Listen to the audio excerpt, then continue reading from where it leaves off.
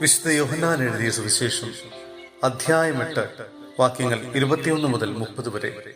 യഹൂദർക്ക് മുന്നറിയിപ്പ്. യേശു വീണ്ടും അവരോട് പറഞ്ഞു, ഞാൻ പോകുന്നു, നിങ്ങൾ എന്നെ അന്വേഷിക്കും, എന്നാൽ നിങ്ങളുടെ പാപത്തിൽ നിങ്ങൾ മരിക്കും. ഞാൻ പോകുന്നിടത്തേക്ക് വരാൻ നിങ്ങൾക്ക് കഴിയുകയില്ല.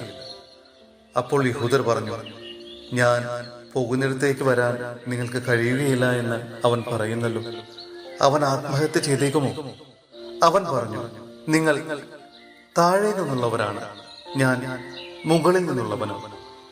നിങ്ങൾ ഈ ലോകത്തിൻ്റെതാണ്, ഞാൻ ഈ ലോകത്തിൻ്റെതല്ല. നിങ്ങൾ നിങ്ങളുടെ പാപങ്ങളിൽ മരിക്കുമെന്ന് ഞാൻ നിങ്ങളോട് പറഞ്ഞു. എന്തെന്നാൽ ഞാൻ തന്നെ എന്ന് വിശ്വസിക്കുന്നില്ലെങ്കിൽ നിങ്ങൾ നിങ്ങളുടെ പാപങ്ങളിൽ മരിക്കും. അപ്പോൾ അവർ ചോദിച്ചു, നീ ആരാണ്? യേശു പറഞ്ഞു, ആരംഭം മുതലേ ഞാൻ നിങ്ങളോട് പറഞ്ഞിരുന്നത് തന്നെ. എനിക്ക് നിങ്ങളെക്കുറിച്ച് പലതും പറയാനും വിധിക്കാനുമുണ്ട്. എന്നെ അയച്ചവൻ സത്യവാനാണ്. അവിടുത്തെ അധരത്തിൽ നിന്ന് കേട്ടത് ഞാൻ ലോകത്തോട് പറയുന്നു. പിതാവിനെ കുറിച്ചാണ് അവൻ തങ്ങളോട് സംസാരിച്ചതെന്ന് അവർ മനസ്സിലാക്കിയില്ല. അതുകൊണ്ട് യേശു പറഞ്ഞു, നിങ്ങൾ മനുഷ്യപുത്രനെ ഉയർത്തി കഴിയുമ്പോൾ ഞാൻ തന്നെ എന്നും ഞാൻ സ്വമധയാ ഒന്നും പ്രവർത്തിക്കുന്നില്ല. പ്രത്യുത എന്റെ പിതാവ് എന്നെ പഠിപ്പിച്ചതുപോലെ ഇക്കാര്യങ്ങൾ ഞാൻ സംസാരിക്കുന്നുവെന്നും നിങ്ങൾ മനസ്സിലാക്കും. എന്നെ അയച്ചവൻ എന്നോട് കൂടെയുണ്ട്. അവിടുന്ന് എന്നെ തനിയെ വിട്ടിരിക്കുകയല്ല. കാരണം ഞാൻ എപ്പോഴും അവിടത്തേക്ക് ഇഷ്ടമുള്ളത് പ്രവർത്തിക്കുന്നു. ഇത് പറഞ്ഞപ്പോൾ വളരെ പേർ അവനിൽ വിശ്വസിച്ചു. സഹോദരരെ, വിശുദ്ധ യോഹന്നാന് ലഭിച്ച വെളിപാടിന്റെ പുസ്തകത്തിൽ നിന്നുള്ള വായന. അധ്യായം 1 വാക്യങ്ങൾ 4 മുതൽ 8 വരെ. അഭിവാദനം.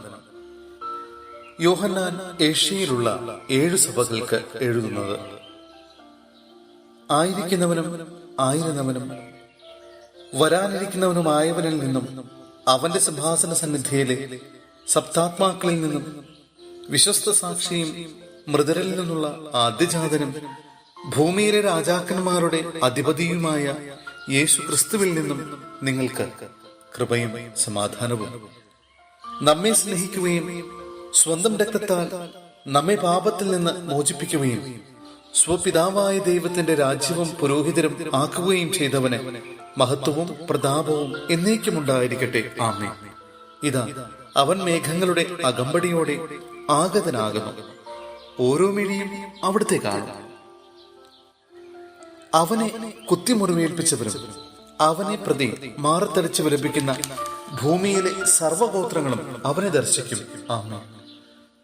ആയിരിക്കുന്നവനും ആയിരുന്നവനും വരാനിരിക്കുന്നവനും സർവശക്തനുമായ കർത്താവായ ദൈവം അരുൾ ചെയ്യുന്നു, ഞാൻ ആദിയും അന്തവുമാണ്.